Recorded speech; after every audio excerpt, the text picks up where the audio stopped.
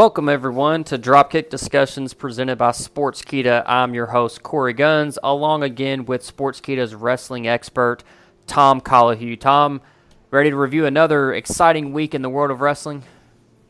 Well, to be fair, it has been quite an exciting week in the world of wrestling. I thought SmackDown was good, and even though Raw essentially had, I think, about 15 recaps in it, it was by and large some good wrestling in there. Yeah, we can recap the recaps, for Raw. We can do our job there and just continue to rehash and replug like the WWE does. Oh, absolutely. I especially like the part where they had a 2-week-old recap followed by a 1-week-old recap followed by a recap of the hour that was previous. And this is all pre-recorded. That's actually not a joke. That actually happened. Yeah. And this is all with foresight too, with pre-recordings and pre-planning, and just I'm glad they've got somebody in the writers' room that makes sure that we recap this stuff and make sure everybody knows what's going on. Absolutely. The main event segment, the last 5 minutes, they had 4 entrances and 2 minutes of match. You pre-taped this. Come on. Right. But hey, we digress. I said we're fans, so it is what it is, and I know everybody there's doing the best that they can right now. But let's go ahead and get started. And you mentioned that SmackDown overall was a really good episode this week, which I agree with. And so let's start there.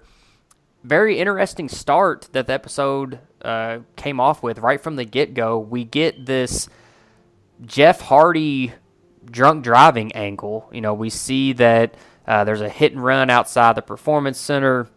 Elias seems to be the victim. There's a car there. Really well done, really overall by the production team as far as, setting up, making it feel legitimate. But the end result is that it would appear that Jeff Hardy is the guy that's been fingered as the man behind the wheel that struck Elias. And we know that Jeff Hardy has had his issues with substance abuse and has also had some real-life drunk driving incidents in his history. Now we're seeing this turned into a storyline on camera. It's not the first time, and I know it won't be the last time, that the lines of reality have been blurred and someone's real-life issues or life experiences have been incorporated into their storyline. So let me just start the discussion with just asking you, what are your thoughts generally about the creative team deciding to use Jeff Hardy's history with alcohol abuse as a storyline on TV? Well, I've spoken to a couple of people I know have had alcohol or substance abuse problems, and they're not fans of seeing it used like this. I have thankfully never encountered problems like those myself personally, so I like to, spread out a little bit the range of people and talk to people who have experienced that. Now, personally, I'm more annoyed by the lack of creativity to this. They've mined this well so many times for me that it's run dry. They keep going back to it. However, what I will say, and I think this is maybe a bit meta, but one of the reasons that the WWE do this, I asked a couple of questions of this, is for Google rankings to change the top result. And this sounds ridiculous, but it actually makes complete sense. Because if you type in Jeff Hardy arrested, last week it potentially would have given you a report of a real-time Jeff Hardy has been arrested. Now it will link you to a YouTube video from SmackDown. Oh my gosh. I mean, I'm not sure whether to be offended or upset that it's so genius. Like, you know what I'm saying? Like, I'm not sure if that's evil. I guess it's evil genius. I mean, I guess that's basically what it is. I mean, yeah, as podcasters, we're fully aware of stuff like the Google rankings and so on and so forth. We have our own team as Sportskeeda who handle that. We just produce the content, but it's a clever little way of doing things, I've got to say, even though certainly there are question marks around the ethics of it. Now, we've seen a lot of different issues be taken, from real life and put into a wrestling angle. I mean, over the years, alcohol abuse, domestic abuse, extramarital affairs, have all run the gamut. And obviously now is a different time than the Attitude Era and maybe the eras that we saw some of these types of storylines be more commonplace. Are there any taboos that you can really think of that are unacceptable in wrestling or anything that you could think? Obviously, in this case, you have to assume Jeff Hardy was obviously approached with this idea first, and so you assume that Jeff Hardy is cool with this, with them taking this, kind of run at his own, as his real-life problem. So as long as the performers are okay with it, is there really anything that's off limits? Like you say, Jeff Hardy will have been approached by this, and it's certainly possible that he wanted to raise awareness of these issues, and that's why he goes back to the well. However, when you talk about acceptable taboos, I want to go back to some older storylines. Austin was going to be embalmed alive. Vince McMahon, the owner of the company, was given an enema on live TV. This is after he got hit by a bedpan. And that episode is most fondly remembered because it introduced Mr. Socko. Vince McMahon also wet himself on live TV because Steve Austin was going to shoot him in the face in front of a crowd of thousands of people cheering him on. But I think really when you talk about taboos, Triple H mimed sex with a corpse. Wrestling doesn't have taboos. Oh, don't remind me. That's one that I do not want to be reminded. The Katie Vick angle is not one that I look back on fondly. Oh, is this like you reminding me about the time Jeff Hardy had a screwdriver through his ear? Live with it. Oh my! That's a whole nother podcast. If you want to compare someone putting a screwdriver in someone's ear and someone miming intercourse with a dead body, I'm not sure those are apples to apples there. They make you queasy, and that's the important part. They turn your goddamn stomach. Well, on a serious note, when you have a storyline like this, in the grand scheme of things, even if Jeff Hardy, he's okay with it, the other guys involved, Elias and, whatever, they're okay with it. In the grand scheme of things, do you think that angles like this do more to turn viewers off to their product because of people thinking that it's offensive to people that actually have abuse problems, disrespectful to victims of drunk driving accidents that may have been injured or, had loved ones killed, or, even, Jeff Hardy has drunk driving incidents on his record. The other parties involved, even in his own real life situations, you got to think that maybe they're not too thrilled when you see something like this put onto a wrestling storyline on TV. So would you be of the opinion that in the grand scheme of things, these types of angles do more to turn people off than to bring people in? I think that's certainly possible. It really depends on presentation. If it is to raise awareness, or if the person who has these problems is definitely not presented as a hero in the story, but rather they can become the hero with the hard work, then it becomes that hero story. And you see that in TV and film all the time. It's really a hard one to answer, because if you write off storyline ideas because people may have suffered similarly, then wrestling by its very nature is a problem, because people may have suffered physical violence, and that's what wrestling is. The line's different for each person, and I certainly do not want to be disrespectful to people who may have given birth to a hand before. Oh my goodness, we have gone off the rails here, and it is only the first topic of the show, but we have gone way off the reservation. It's been a long week, and I'm glad to be able to just chat to my friend and have some fun. I'll say that. Well, let's talk about something else that we saw on SmackDown that was a bit of big news, is that we are finally going to see the, if you still want to call it the main roster, debut of Matt Riddle. And he was introduced, or his debut was introduced in a video segment featuring Kurt Angle. Now, interestingly enough, Kurt just did an interview with Comic Book Resources and said that WWE actually offered him the job of being Riddle's manager. He said that he would have loved to have managed Riddle, but he turned the offer down for a few different reasons, and it just wasn't the right time.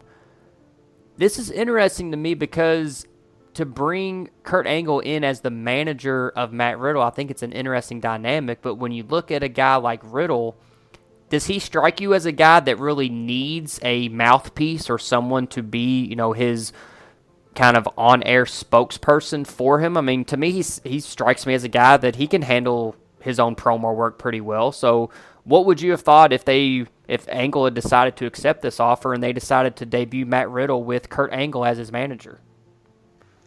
I really don't personally think he needed a manager, and I think there is no one in and around NXT who is of the opinion that he needed a manager. You can see that even just with the vignettes with Pete Dunne, where they really showed a fun dynamic and a nice banter with the two of them. The man can talk. The man is a skilled talker. However, there is a big difference between talking in NXT with that captive, positive audience and talking on the main roster where everyone is shouting, "What?" The main roster, the Raw and SmackDown crowds, are naturally more hostile. What I will say is that Riddle's story is a bit of an odd one. He was never meant to be in NXT very long, but he was kept there because faith in him kept getting hit whenever he encountered a Goldberg or a Lesnar. Riddle, unfortunately, has annoyed a lot of talent. So the idea of a manager, the intention there, was more to have someone keeping him in line and guiding him, similarly to the way MVP or Seth Rollins are working on Raw at the minute, bringing in fresh talent and sort of guiding them in the right direction. There is a feel now that he is main roster that Matt Riddle needs a bit of a guiding hand. If Kurt Angle turned down this role, do you see anyone that could possibly take them up on that offer and be a manager or maybe even just kind of a road agent, or like you said, just kind of a guiding force for Matt Riddle? If it's not going to be Angle, anyone pop into your head that maybe could take that mantle for him and be that mentor for him? On SmackDown, there's no obvious names. However, AJ Styles could do the job. Daniel Bryan certainly could, especially when you consider Drew Gulak and Matt Riddle are quite close friends. So that could be something that develops. However, I think now that Kurt Angle has turned down the role, we are more likely to see Matt Riddle flying solo. Let's switch over to Raw and talk about some of the things we saw this past Monday. Biggest thing probably that everybody's been talking about, at least on social media, is the Nia Jax Kairi Sane match, which saw Sane get a pretty wicked-looking cut on her head. She took a header into the ring steps, and she posted some pictures on social media to kind of show the aftermath of that. Now, Nia Jax is someone who has had a reputation for a bit of a while now as a unsafe worker, someone who doesn't necessarily take care of her opponent. She's been, kind of the common denominator in a lot of other women's injuries, probably most notably her breaking Becky Lynch's face during one of her most pivotal moments in her career at the time. What do you think of just her reputation as an unsafe worker, not only taking into consideration what we saw on Monday, but just overall in her general in-ring work? Do you think that it's a deserved rep that she has as someone that may not be the safest person to work with on a night-to-night basis? I think, unfortunately, she does have that reputation, and it is based in at least previous facts. There are mistakes in her history. Dropping Charlotte Flair in her head is one just before Flair initially moved to SmackDown. The most infamous one is, of course, the punch heard around the world to Becky Lynch, and that had a huge impact on storytelling. There are times when people make clear mistakes, and there's other times when things aren't so cut and dry.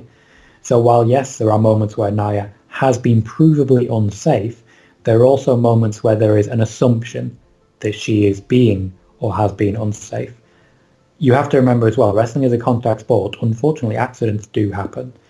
Last I heard, the WWE aren't viewing this as anything but an accident. There are some people upset in the locker room. However, the WWE management are still quite even here. Kairi Sane accepted culpability, but to be honest, she has a history of accepting blame, whether it's her fault or not. She's very humble, is Kairi Sane. To my knowledge, there was a discussion backstage where she did say, no, it was me. However, what happens next, we'll have to see. Now, kind of intertwined with this same story was the report that earlier this week it came out that the turnbuckle bomb, that probably most notably is performed by Seth Rollins, has now been banned by the WWE. We saw Seth Rollins tease it on Monday Night Raw, but he didn't actually execute it. And then, of course, we saw not too far back Nia Jax attempt her own version of the buckle bomb on Kairi Sane, as a matter of fact, and that didn't end up too well either. What do you make of, the buckle bomb gets banned, not too long after Nia Jax returns. Now we get this incident this past Monday on Raw. Was the buckle bomb banned specifically because of Nia Jax? At no point have I been told that it was banned specifically because of Nia Jax. Essentially, I've been told it has been banned for being an unsafe move, and Again, provably unsafe. It is quite telling that it's been banned now. Firstly, it's several weeks after Nia Jax did it, rather than instantaneously. Seth Rollins has used the move, and there are 2 times it's been clearly linked to injuries to Finn Balor and to Sting, yet he was permitted to keep using it. Similarly with the curb stomp, it was banned for a long period and then brought back. To my knowledge, it is not directly connected to Nia Jax. However, this is a very telling time frame. Question I have to ask is, why would you ban a move that Nia Jax did to Kairi Sane and then put the 2 of them in a match together all over again? Were they doing that to tease the move or something?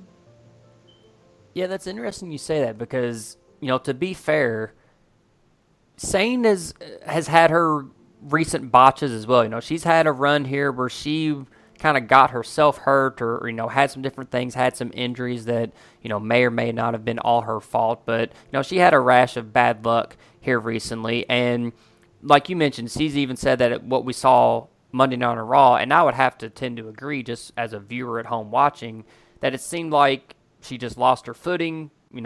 She couldn't get her feet down to take the move right, and so instead of maybe taking it, to the shoulder or in the back in the stairs, she just kind of tripped over her own feet and went head first into the steel steps and cut herself open.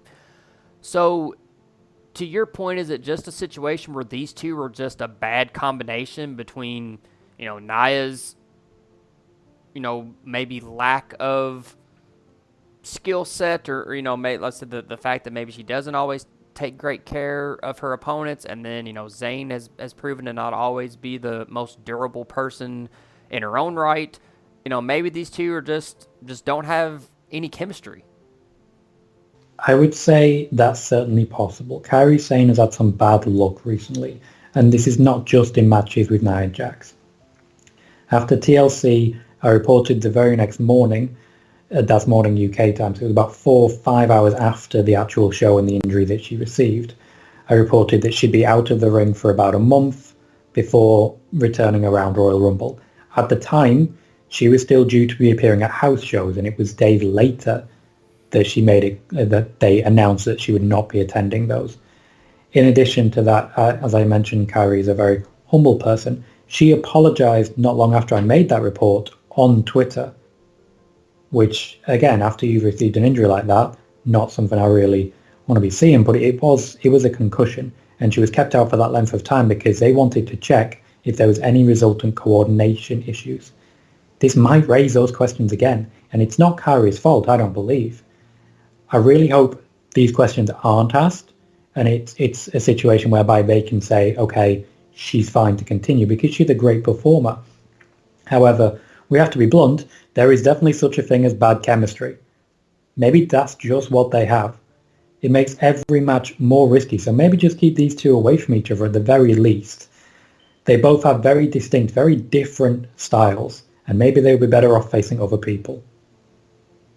Let's talk about two people that seem to have much better chemistry with each other, and that is Seth Rollins and Rey Mysterio, who really kind of have gotten their impending feud off the ground the last couple weeks on Raw. And this past Monday, we saw kind of that next step with an interview with Rey Mysterio as well as his son Dominick. Now, we've been talking about on the show for a while now, and you've been reporting on it, that Dominick's debut as a wrestler is imminent, that, he wants to be a wrestler. Rey wants him to wrestle and would probably prefer to have a match with his son in some form or fashion. So we see him now being involved in this Rey Mysterio-Seth Rollins feud. What do you think we can expect moving forward as far as not only this feud between Rollins and Mysterio, but also the incorporation of his son Dominick? At this point, they're essentially warming up to Dominick's debut. It's really not far away. And really, they were giving him an opportunity here. It was a pre-recorded segment. You've got Rey Mysterio right there to help him along. So he's got his script, and he's got all that. This was recorded separately to the questions being asked.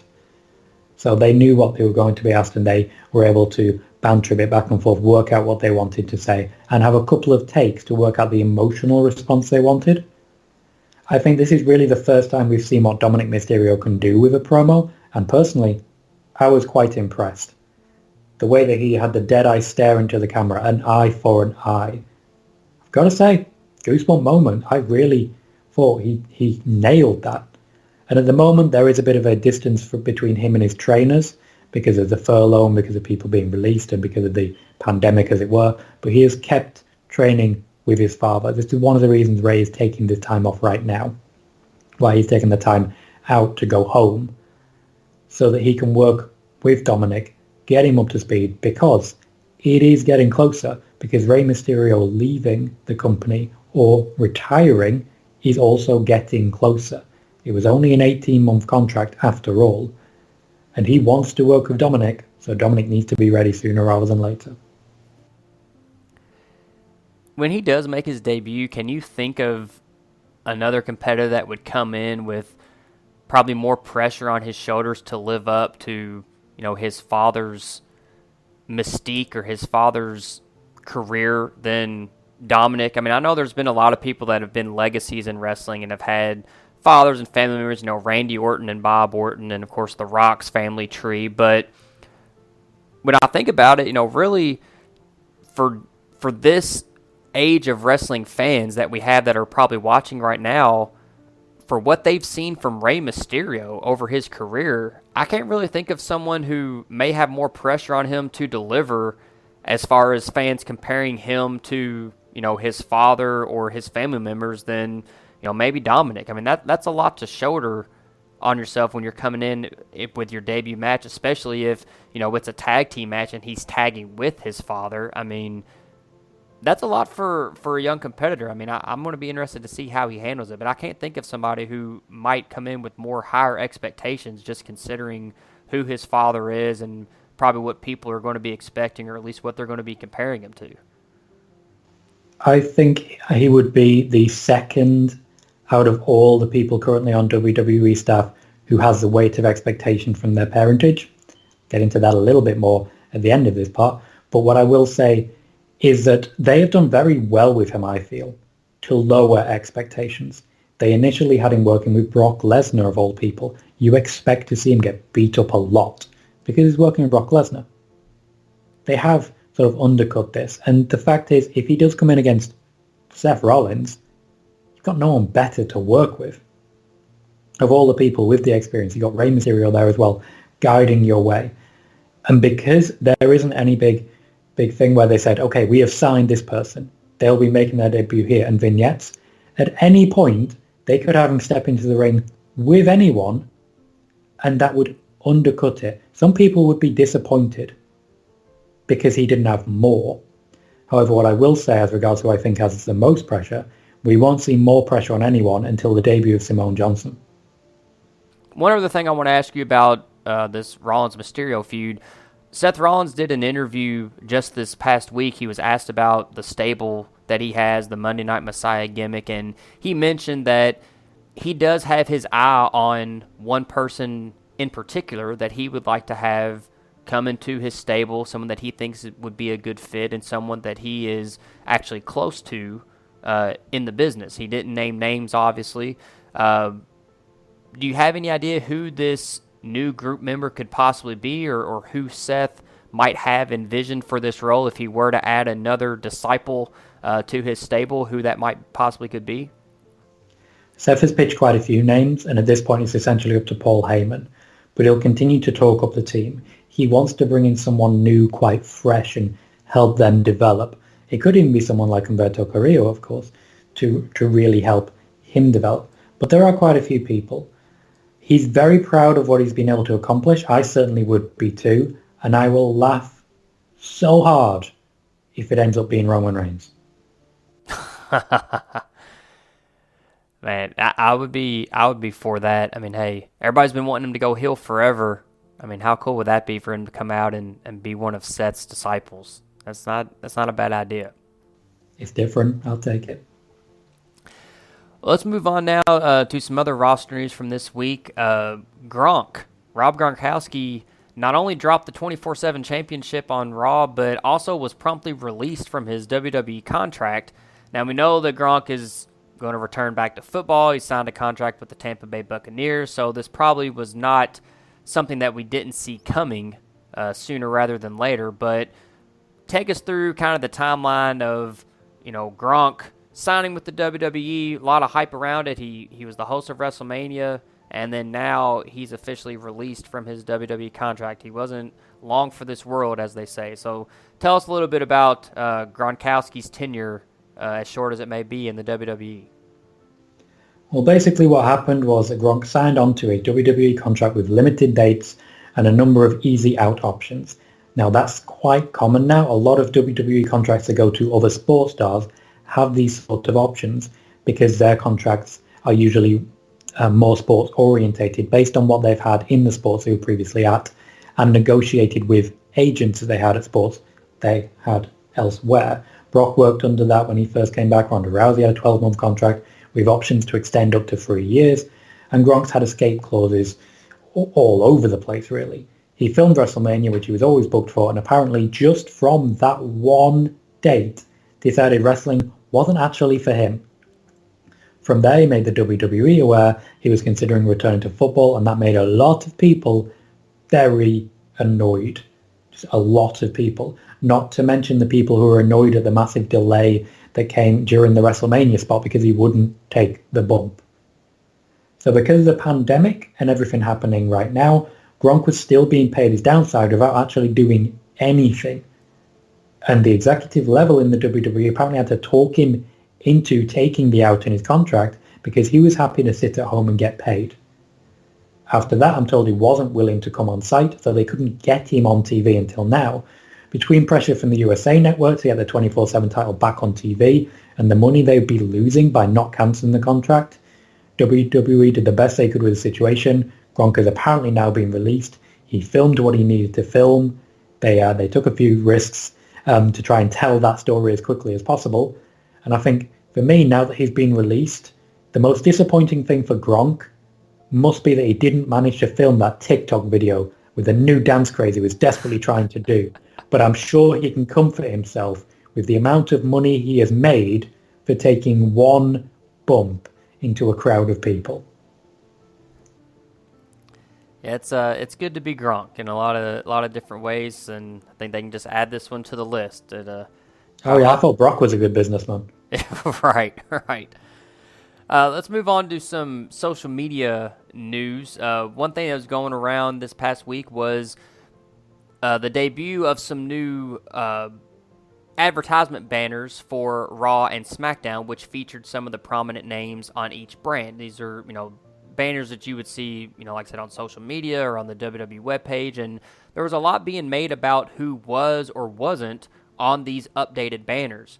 For the Raw side, a lot of people were talking about that they were surprised that Angel Garza was pictured as a prominent player on that brand. And then over on the SmackDown side of things, a lot of the talk was about who wasn't on the poster, which most notably was Daniel Bryan and The New Day.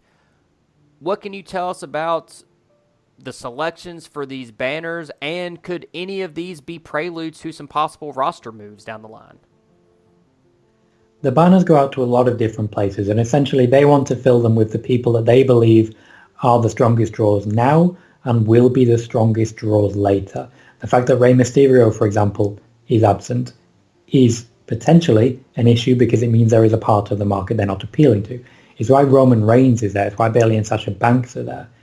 It's very telling that Angel Garza is on that because it means that by the time they come round to sending that out, he will be getting opportunities and he will be billed prominently.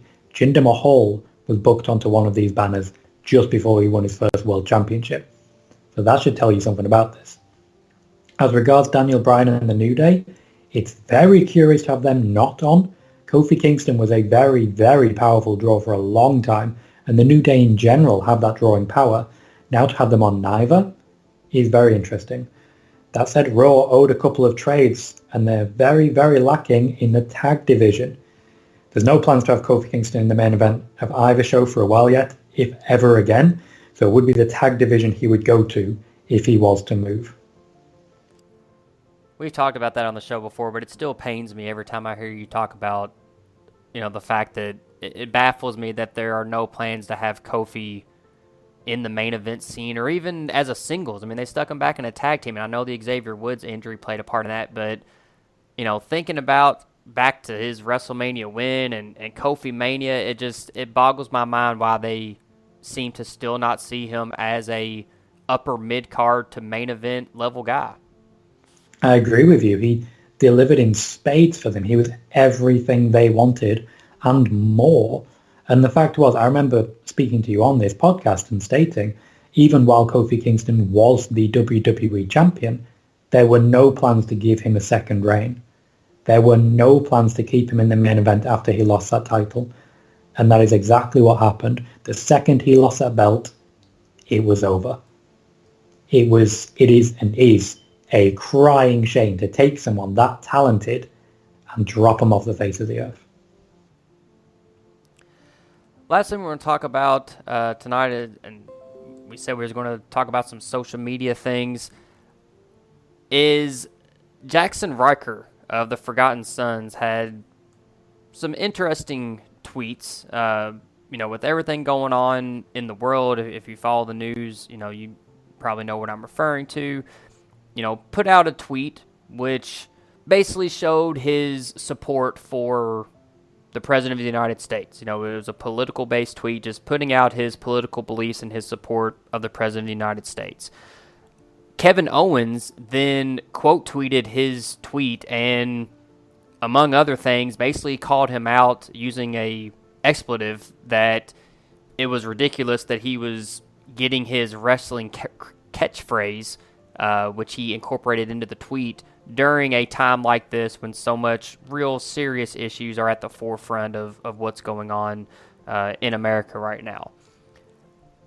This has caused a lot of discussion, and Tom and I both talked, we talked off air about addressing this topic, and we are not a political podcast, and so I'm not going to get into politics, but I do think it's an interesting conversation to have because these guys are essentially co-workers. They see each other, they're on the same team, they work for the same company, and so there is now, possibly some infighting about people posting their different political views and social viewpoints on different things on social media. So I kind of want to take this in phases, and I'll start with, first off, with Ryker's tweet. Was that because I've even seen some of his coworkers even make mention of this, was that a in-character kayfabe tweet, or was that his own personal feelings on his personal Twitter account? To my knowledge, he was being genuine about his real-life feelings. However, he was framing those real-life feelings in the character to, yes, try and get a catchphrase over because it worked for the conversation point that he was making. Now, there were some people on social media, and Tom, yourself included, that viewed Kevin Owens' reaction to this as leadership in action, being a locker room leader and being a leader of the WWE roster. And so the question I would have is it an act of leadership, or do you think that it is more inciting further division in a locker room among coworkers when you blast someone on social media and quote tweet them and attack them on social media for all to see, as maybe opposed to having a private conversation with that person because you disagree with their viewpoints or you disagree with what they put on social media? It comes down to a time and a place. With Roman Reigns, for example, for an Enzo Amore off a bus, it's not just to say to Enzo Amore this is not okay, it's to say to everyone else on that bus that they are looking out for you. Kevin Owens, by doing that, stated publicly that he was there for anyone who was offended by that. He stated his position in a way that encompassed other people. That is leadership. At the same time, everyone's entitled to their own political views, and they're permitted to express them. Jaxson Ryker has every right to make that tweet. I have my own views, which I by and large keep to myself, but at the very least, I've got to say this tweet was very tone deaf given everything going on. Sometimes you should look at the situation around you, you should talk to the people around you, you should listen to the people around you, and you should realize that this is not going to help anyone. Like I said, I don't want to make this a political podcast, so I'm going to give a situation, and I hope that the point I'm trying to make comes across. But let's say that Ryker tweets out that vanilla ice cream is the greatest ice cream flavor of all time. Vanilla is my favorite. And then, is there a difference between Kevin Owens tweeting on his Twitter account that chocolate is the greatest ice cream flavor of all time, or him quote tweeting Ryker's tweet and then calling him effing ridiculous for liking vanilla more than chocolate? Is there a difference of that? And I know that's a silly example, and I hope that what I'm saying makes sense, but is there a difference between having differing opinions and then attacking someone or calling them out on social media, especially nowadays when we're in this cancel culture type of vibe where, when Kevin Owens does that and draws attention to a particular person's tweet that he doesn't agree with, Kevin Owens has the backing and has the following that everyone's going to converge on that person and attack him on social media, and that could be detrimental to that person's way of making a living, to their mental health, whatever the case may be. So is there a difference between having differing opinions and attacking someone specifically for a specific viewpoint? There is, and really that's the way you go about these things. Kevin Owens' words were definitely strong, I'll say that. There are times when I've come under this cancel culture concept because people have been just outright attacking or undermining or in some way just trying to get me to rise to a reaction. We all have that right to express opinions, and I don't want to be someone who endorses dogma or a lack of free speech. He had every right to tweet what he tweeted, and Kevin Owens had every right to return the same way. There are several others who also responded to Ryker who are exactly the same. Jaxson Ryker won't face any action from the WWE, but unfortunately he's made himself about as popular as Gronk. We talked earlier about taboos in wrestling. Surely this would be something that would be off limits as far as making this a storyline angle, right? I mean, if we're talking taboos, this would probably be something that would be off limits. It would not. And I tell you that. If it gets views and it gets clicks, they will turn this into storyline because ultimately the Forgotten Sons, they do sort of align nicely with this tweet. It is in character, even though it was genuine at the time of being tweeted. That'd be awfully interesting. If Kevin Owens and Jaxson Ryker start a feud on TV over this, I'm not sure what we're doing with the wrestling business as it is. But like you said, if it's... I'm not sure it would happen because wrestling for the longest time has been predominantly a right-wing affair. However, that doesn't mean it's entirely a right-wing affair. And we've seen that. We've seen on Talking Smack, Daniel Bryan poking fun at Donald Trump quite a bit and being told, do not do that, do not make it political. Being political is not something that Vince McMahon likes to do because he's obviously has a vested interest in politics at the moment, or at least his family does. So he likes to steer clear of that as much as possible. However, if it makes him money, we all know Vince McMahon will do it. Well, we'll end that discussion right there, and we appreciate you guys listening to Dropkick Discussions again this week. Make sure you're tuning into us every week on the Sportskeeda YouTube channel, and make sure that you're giving them a subscription. Make sure you like and comment on our podcast videos each week. You can also follow Tom on Twitter at Colohue, and you can follow me as well at Korey Gunz. Also, make sure you check out Tom's personal YouTube channel and give him a subscription there as well. You can also check out Sportskeeda.com for the latest wrestling news and articles. And we will see you guys next time on Dropkick Discussions presented by Sportskeeda.